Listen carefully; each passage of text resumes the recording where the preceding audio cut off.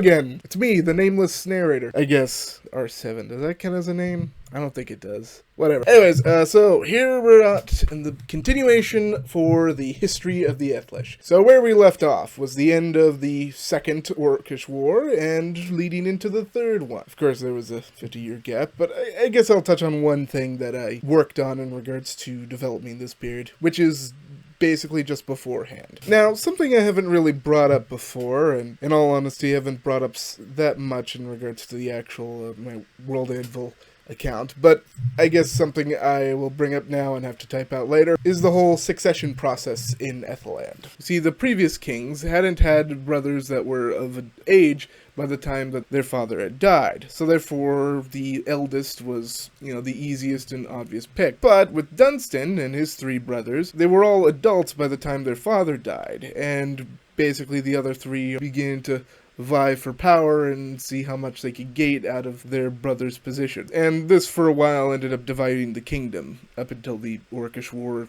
kind of forced them into unity. I'll explore this topic further on in some other video in the future, and also have to make an article about that in World Anvil. The reason being is because I don't want the succession process to be like a classic primogeniture, at least not yet, and I kind of want it to be more based off of older Germanic laws from around the 5th century. Anyways, back to the Æthelish. So the Æthelish, at the break of civil war, were suddenly attacked from the south by the orcs, led by Thraz. Remember that guy? If you happen to remember last time? He was the orc who was in charge of the first Orcish War on the enemy side. Now he's back, and he's really ticked off. He's here to take his vengeance upon the Æthelish and wipe them from the face of the earth for good. However, seeing this new threat, the brothers reunite the country and fight off the orcs for the next few decades. During that time, Dunstan gained the epithet Orcaslaga, which means Orc Slayer. This was mostly due to a battle that he was involved with where he killed a whole bunch of orcs personally,